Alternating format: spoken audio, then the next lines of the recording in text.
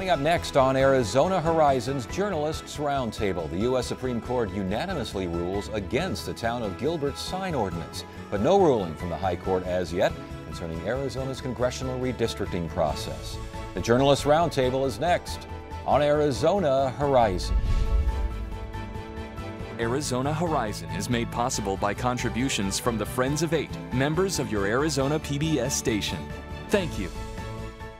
Good evening and welcome to Arizona Horizons Journalists Roundtable. I'm Ted Simons. Joining us tonight, Aaliyah Rao of the Arizona Republic, Jeremy Duda of the Arizona Capital Times, and Bob Christie of the Associated Press. That's Jeremy Duda, and Bob Christie was right over there, but we'll figure it out as we go on. A Gilbert Presbyterian Church wins at the U.S. Supreme Court in a case regarding a town sign ordinance. This is a big deal because it deals with, I think, what every local business in every local town gets concerned about, and that is signage. Right. It's a question of, this is a very small church that was using space and basically put up a sign the night before posting directions, come here for our services, and the city said, the town said, can't do it, have to take it down. Basically, the Supreme Court came back and said, no, you can't treat these signs differently than political signs or business signs or any other kinds of signs. Business signs or political signs you can leave up for a number of days before the primary and then after the general. So if you treat them all the same, it looks like we potentially may have very big signs on very big corners most of the year. Yeah, we'll see. And this was, as I mentioned, this was a unanimous decision. It was a unanimous decision. When they had the arguments a couple months ago, it was fairly clear to everybody who watched that this sign ordinance was in serious trouble. And the decision came out and it was unanimous. It was not only unanimous, but Clarence Thomas wrote an opinion that said that he used the highest level of constitutional scrutiny on this particular free speech issue. This is a free speech issue is what it is. It's a First Amendment issue. And what he said is that it has that sign ordinances are subject to what is called strict scrutiny. The government can only regulate them at what's called the least restrictive area. So it's speech, and the government has to be very careful about the type of restrictions it puts in place. What's interesting is the decision was unanimous, but the reasoning wasn't. You had a 6-justice majority who sided with, 5 of them sided with Justice Thomas on, the strict scrutiny. But you had 3, I believe, led by Justice Kagan, who felt like they may have been going too far, that they did not need to do such a broad, expansive ruling, on this case. She felt like, it would have been easy to simply strike down this one ordinance as overreaching. But in this case, it undermines, ordinances all over the country. The majority of cities in the country, I think, probably have to make some changes here. And Kagan's concern was that they're basically turning the Supreme Court and the federal court system in general into some kind of national sign commission at this point, because there's so many different ordinances, so many different types of signs. If you have to treat them all the same or have very little difference between them, that's going to lead to a lot of future legal disputes. And real quickly, again, Gilbert's sign ordinance said that these announcement signs, as opposed to political signs, had to be smaller, couldn't stay up as long, can't put them as the same place as these political signs. And Gilbert says that churches were treated the same as other nonprofit groups. A church, and a plucky church out there. I mean, they just kept at it, didn't they? They got a little bit of help from the big Alliance Defending Freedom boys who kind of came in and represented them in the case. But yeah, it is a tiny little church, and they kept at it and lost twice in lower courts and kept going to the Supreme Court. And that's a good point. They did lose twice at the Ninth Circuit. And again, unanimous decision, but as Jerry mentioned, the reasoning wasn't unanimous. They argued this thing on January 12th. It took a long time, and people were thinking, oh, there's big indecision here. There really wasn't. No, there wasn't. I think the indecision was on the writing of the opinion and how to craft it and how far to go. As you see there were 3 concurring opinions that came out along with the majority opinion, which they all signed on to as well, but then they came back and they said, well, I'd have done this and I'd have done that. The bottom line is, Gilbert had 3 different types of signs. They had political signs, ideological signs like, there's Vote for Bob signs, they have the Grand Canyon is great signs, ideology, and then they have like, come to our 5K run sign, or come to our pancake breakfast, or to our church sign. They regulated them all differently. And the Supreme Court said, no, you can't regulate them differently. They have to be all the same. And as Jeremy said, this is going to tip over the apple cart across the country because cities, all sorts of cities have different ordinances.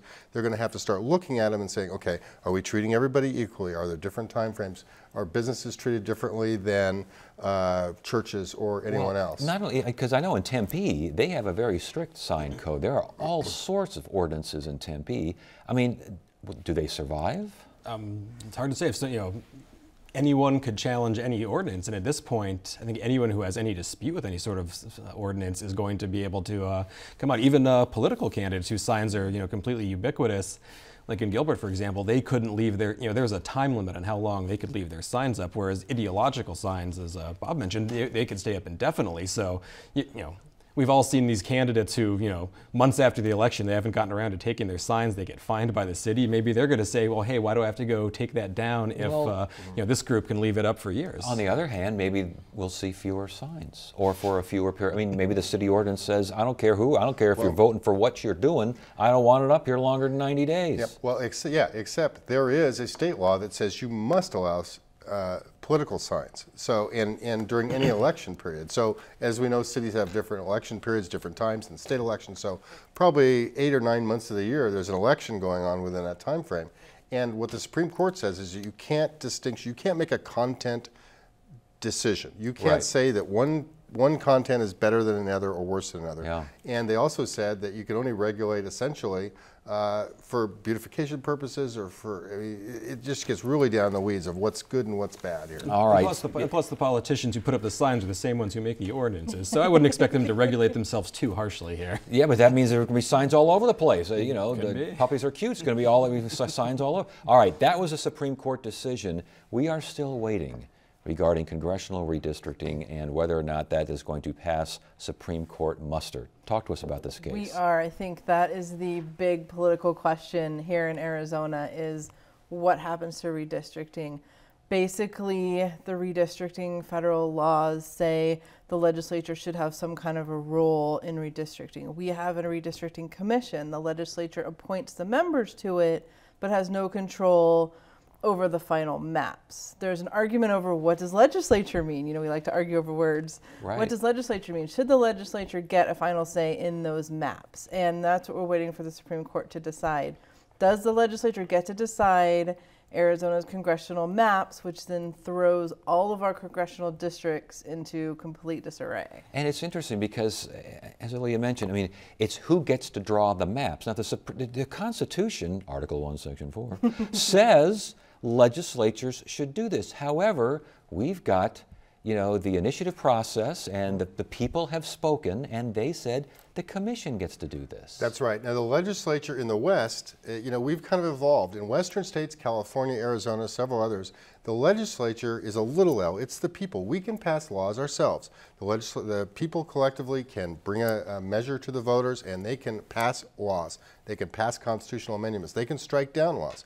The big L legislature, the House and the Senate in Arizona, say, no, that's us. And that's what the fight's all about. It's about big L, little l. Yeah. Who gets to make that law? Sure, and the courts have long said, and this is the Independent Redistricting Commission's argument, is that legislature means the broader lawmaking powers of a state. And in the past, we've seen similar redistricting cases go before the Supreme Court, where they said, legislature means the broader lawmaking powers of the state. If the governor has a veto, that means a veto. If they're subject to citizen referendum, that means a referendum. Now, the legislature's argument in this is that the Independent Redistricting Commission is not part of the broader lawmaking powers of the state. The people aren't exercising power. They're simply delegating that to a completely different third party, and that is a much different situation, is their argument. So what happens if the legislature wins? That's the question. I think you've already got the House Republicans hiring somebody to start drawing maps. I'm getting emails of maps all over the place. Everybody's got a favorite map they want. But there's also a question of how the ruling comes down has a huge impact on what this means. A lot of people think this could impact 2016. The legislature gets to redraw the maps, but that may not be the case. They may say, okay, the legislature gets to decide this, but then the legislature then may have to take those maps back to court again. So we could be by 2020, you know, still with a question on what maps and whose maps and where and when. And we had Paul Bender, ASU, Sandra Day O'Connor College of Law. He's our legal constitutional expert, and he's basically saying, you know, the legislature can win and they can draw the most ridiculous map they want to draw. The people then can turn right around and say, we don't like that map. Yeah, that's absolutely true. I talked to him yesterday about the same subject, and it was an intriguing argument. Remember a couple of years ago when the legislature put together this giant omnibus election bill, right? It had all these things that the Democrats hated and the independents hated and the libertarians hated. What they called voter suppression. That's what their term for it was. Well, they went out and they got 160,000 or 205,000 signatures, enough to put the law on hold and refer it to voters. So if the Republican legislature goes off the reservation and makes 8 out of 9 Arizona districts Republican, you can expect that's going to happen again. And then that is just going to put it all on hold, and we'll go through 2016 with the existing districts, which are right now 5-4, it was 4-5. Everyone expects, if they do draw, it's probably going to be 7 Republican, 2 Democrat. That's true, I think, but this could be very complicated. You've got a lot of competing interests, don't you? No, sure. I mean, the Democrats are looking at this from the perspective of, you know, what does the party lose? But in the legislature, you have a lot of individual Republicans who think, gee, maybe I could go to Congress one day if only I had the right district. Right. Hey, Including I can the draw House that, Speaker. including House Speaker Gowan, who's very much rumored to want a district of his own, and that is going to conflict with taking Republican parts out of Martha McSally's district down in southern Arizona, whose margin of victory is razor thin. I mean, I think, state level and national Republicans are going to want to strengthen that district rather than, say, hey, Speaker Gowan, why don't you take a stab at a different district? Civil rights guidelines still apply here, or was that tossed out? What was no, tossed it out? hasn't. What was it tossed out? What was tossed out was pre-clearance. Okay, So all right. before you had to get the maps and then go to Justice Department and they say, okay, those are fine with us. Now you draw the maps, you put them into effect, and then the Justice Department can come in and sue. But civil rights, there are Civil Rights minorities. Act, Voting Rights Act still has to be applied. It does, and there are probably, in Arizona, we'll need at least 2. I mean, the theory has been we need 2 voting rights districts. That's Representative Grijalva, Representative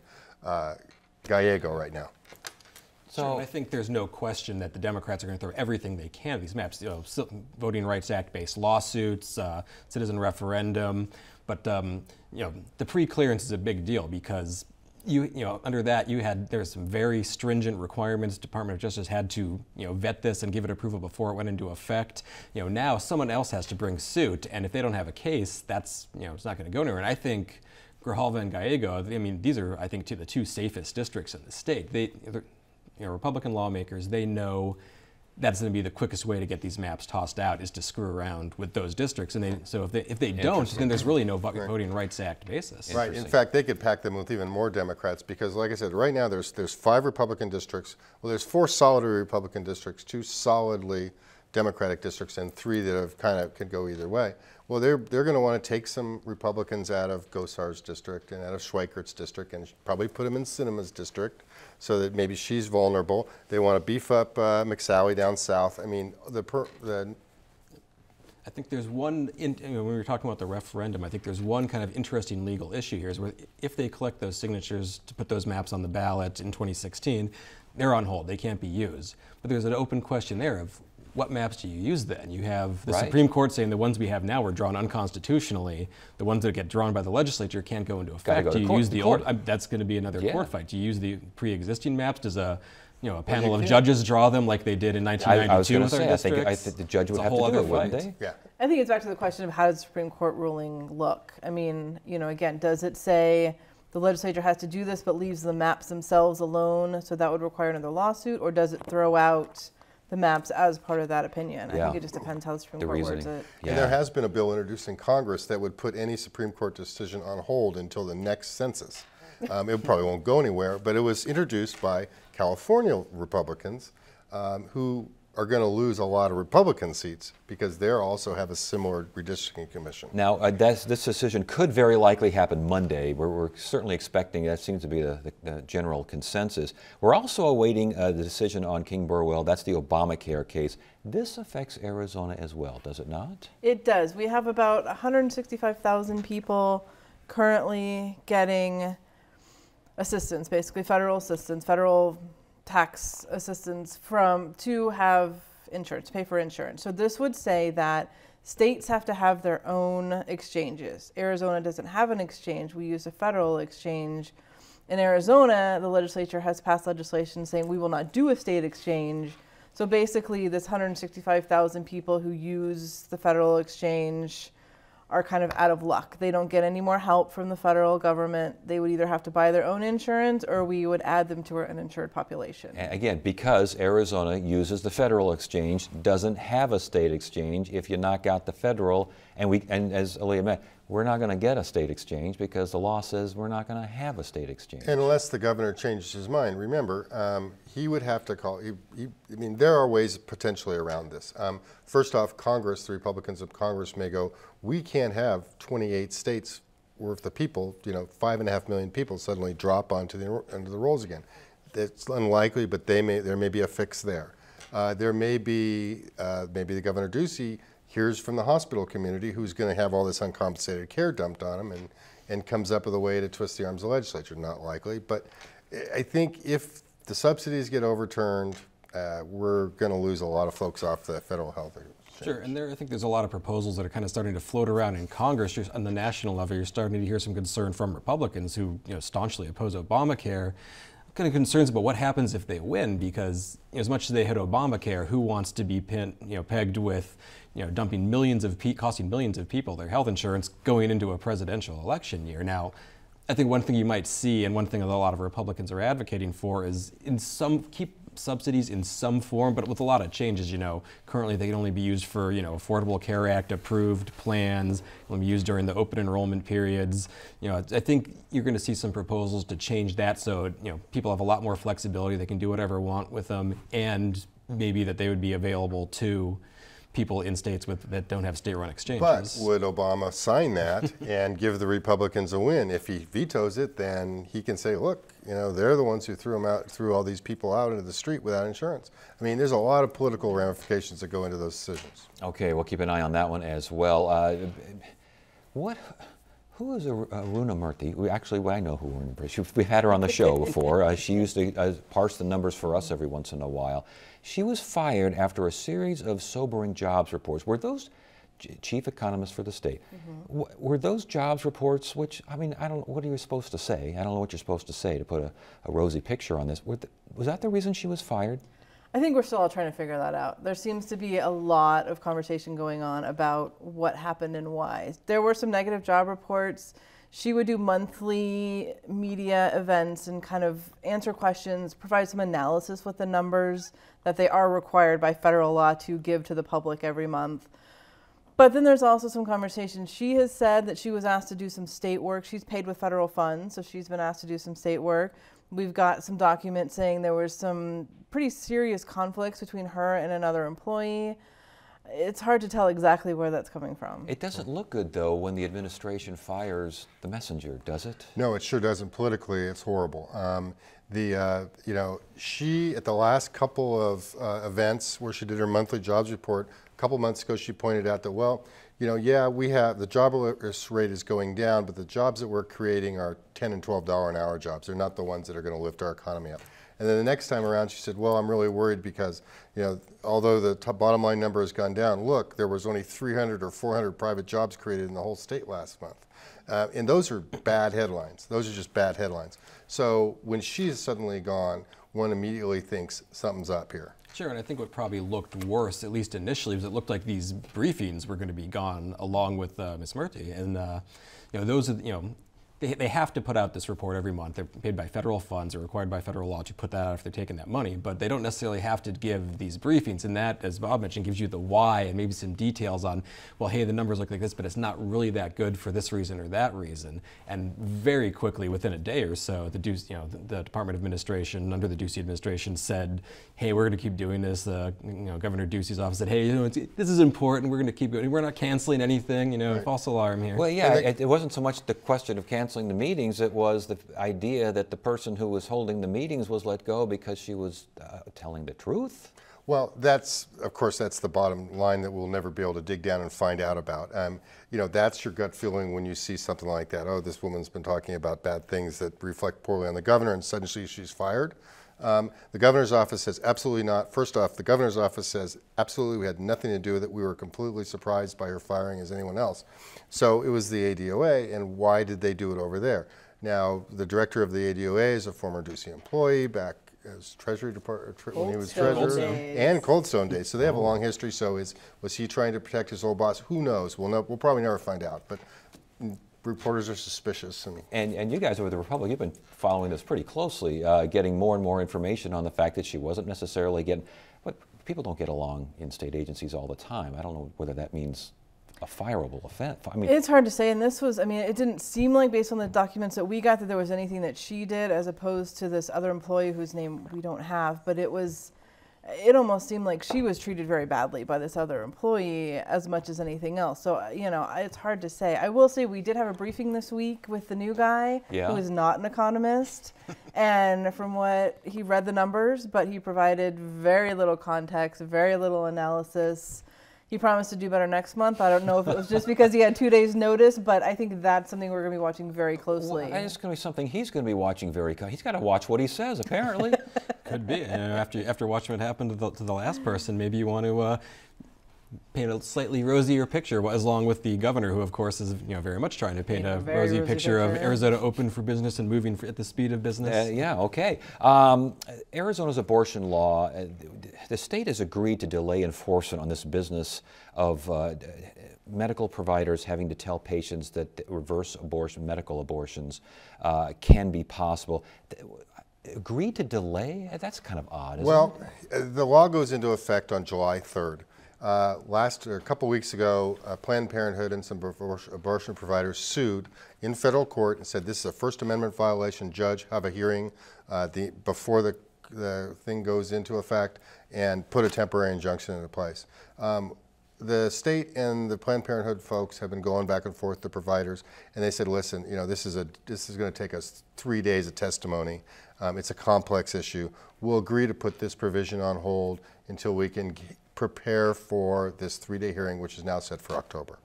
And this, again, the suit that they filed said it basically violates the First Amendment rights of these doctors because they're having to tell patients something that they don't think is accurate. Correct. The law requires them to tell them that this procedure may be reversible. It's a 2-drug procedure. This is a medication abortion.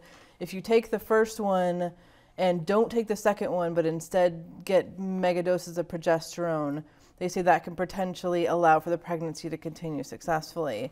The doctors say this is bunk science, there's no evidence of this. You're forcing us to say something that we believe is a lie, therefore that violates our First Amendment rights. Now, other provisions of this law not affected, correct? No, the main provision of this is not being able to purchase plans on the exchanges that were set up by the Affordable Care Act, by Obamacare, using these subsidies and on these exchanges that provide abortion. That was the main bill. This was, as it first got introduced, as it was first going through, as we started following this, that was the main thrust of this bill. This other provision on the medication abortions that got tacked on a little bit later, and that, of course, because of all this controversy around, the science around this, that is what kind of grabbed everyone's attention. But the other provision on the exchanges, there's no challenge to that. The Affordable Care Act, is very explicit that states do have the right to do this. I'm kind of surprised we didn't do it already. Right. And it affects a lot more people. I mean, everyone who buys an Affordable Care Act health insurance policy, women right now can pay an extra $1 a month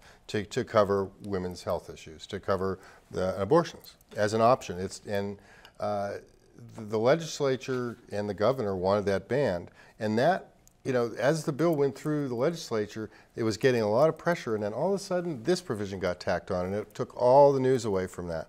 So it's really minimized this much more broader issue, which is we're going to have half the people on the Federal Health Exchange unable to buy optional health care. Is that constitutional? Is someone going to fight that, or? I don't think so. That's been pretty clearly established. About half of the states already have passed legislation doing that with no problem. Again, I'm kind of surprised Arizona hadn't done it already. But basically, it just says that no insurance provider in Arizona can provide abortion services. I think there's about half of those, almost 200 that currently operate in Arizona that do allow for abortion services. All right, well, we'll see where that one goes as well. Good to have you all here. Thanks for joining us. Appreciate it. Monday on Arizona Horizon, the state's wildfire season is here. We'll get an update of conditions and expectations, and we'll hear from the Federal Trade Commission on Internet advertising and marketing guidelines. That's Monday at 5:30 and 10 on Arizona Horizon. Tuesday, State Department of Child Safety Director Greg McKay will join us. Wednesday, we'll look at educational programs that help kids stay on track over summer break. Thursday, we'll learn about the history of American Indians and sports. And Friday, it's another edition of the Journalists Roundtable. That is it for now. I'm Ted Simons. Thank you so much for joining us. You have a great weekend.